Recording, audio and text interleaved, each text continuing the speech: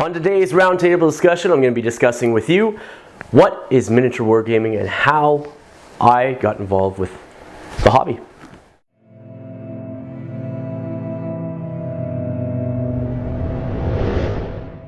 Welcome guys to another roundtable discussion. As you know, I'm your channel host Adam, and we are here to discuss what is miniature wargaming and how I got involved.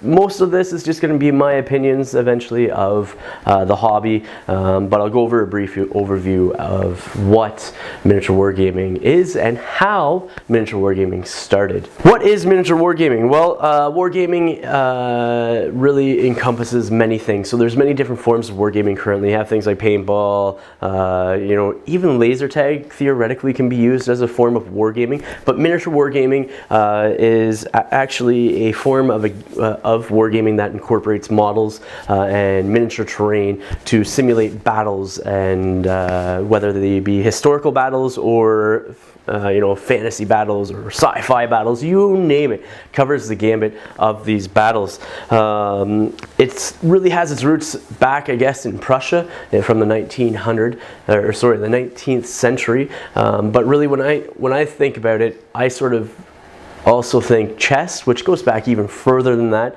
Chess is a game that really got me into the miniature wargaming market and scene. Even now, when I was a kid, I didn't realize it, but as an adult, I can sort of look back and I can be like, that's sort of what started me off. Usually a miniature war game, like I said, is a simulation of a tactical combat. It's usually represented in some form or shape by a counter representing different units, and then there is terrain, which some people have used flat sort of pieces of terrain before. Even companies to this day still do that. They'll give you like a printout on cardboard of some sort or card stock with a scenery piece on it, or even now, in this day and age, they'll start doing sort of like 3D style terrain like you see for like games like the Hobbit SBG, the 40K and such. So miniature wargaming, it's a hobby that allows people to simulate those battles and put their tactical geniuses against an opponent. As I said, you have all your terrain that's laid out, you have the different units, and usually it is a turn-based movement sort of attack strategy. The movement is usually controlled by some form of measuring device, whether it be a tape measure, ruler, or even some other games such as X-Winging. They give you their own measuring device to measure your movements in said fashion. Some of the reasons why people play miniature wargaming, or while they're involved in miniature wargaming, it offers players the chance, again, to express their tactical geniuses, and I relate that into the real world by it gives you problem-solving skills, really, when you think about it. On top of that, the hobbyists, they also enjoy the painting of said miniatures, the construction of the terrain even, and it really, the construction of the terrain is really related back also to, say, the miniature terrain sets, and you have the people that put on those dioramas from the modeling aspect, so it has taken on its own sort of artistic side as well, in the sense that you're painting all the models, you're painting and building and constructing the terrain as well as the models, and so forth. That was probably one of the biggest things that I found getting involved in this, is to make sure I had painted stuff, because I wasn't a good painter at all.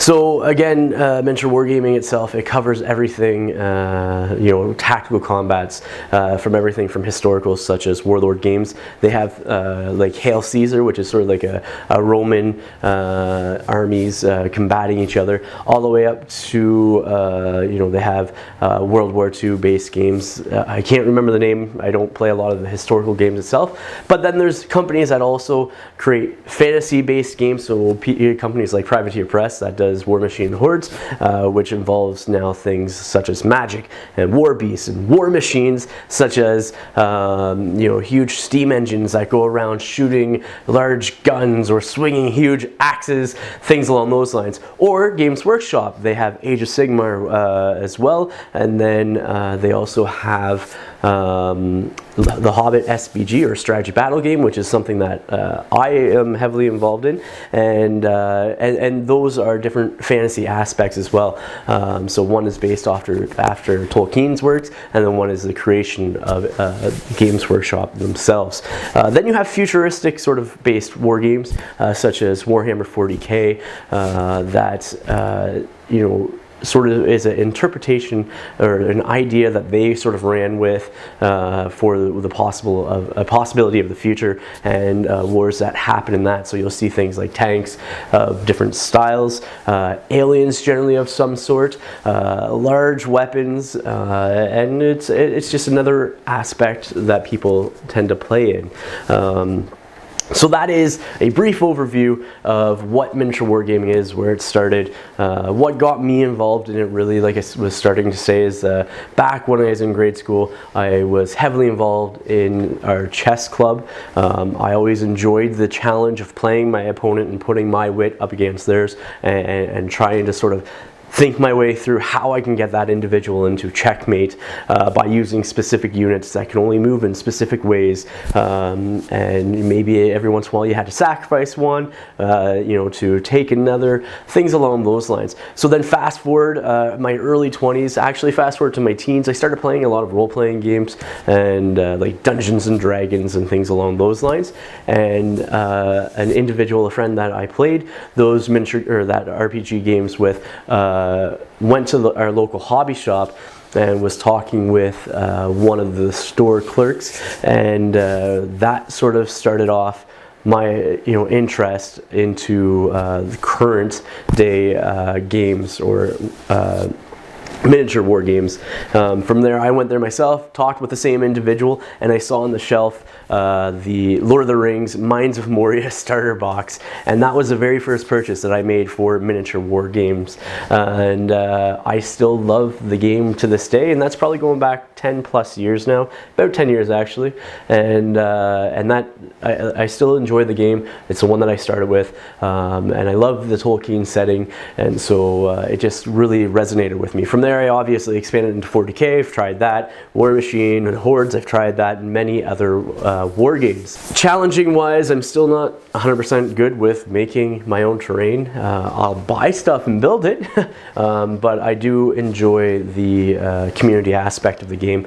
I do enjoy the painting aspect of the game, and that community one is something that I think is huge. It brings us all together, and you need that community to play, because if you don't have an opponent, the game really isn't able to be played. Well, I guess you could by yourself, but I'd rather play with somebody else. Going back to that whole community thing, it's something that, you make connections. 2 years ago, Nova 2015, or I should say August 2015, I went to Nova Open, and it was the first convention I ever went to, because there are conventions that support the community aspect and support these games, and I met people from all around the world. I met a bunch of guys that run the Great British Hobbit League podcast on YouTube, and they were some people that really supported the Hobbit game, or the Lord of the Rings game, as some of you might know it as, and kept it going, as well as others. I met some of the Legion members from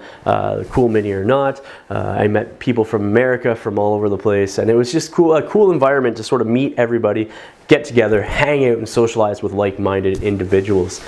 So I went back in 2016 to the exact same thing, but it allowed me to also meet people or stay connected with people from the other side of the world. So last year I also went to Articon, which is a convention that James Clark ran, and it was strictly dedicated to The Hobbit, and it allowed me to meet a bunch of people from across the world, allowed me to travel to England and see sites that I never thought I had. So that sort of is the community aspect, and I think that is really what the focus of this game should be. You'll see little groups popping up on Facebook every once in a while, and they'll be sort of sitting there and gathering people in their area and making sure that they all get together and all have fun games, everything else. And again, it is a game.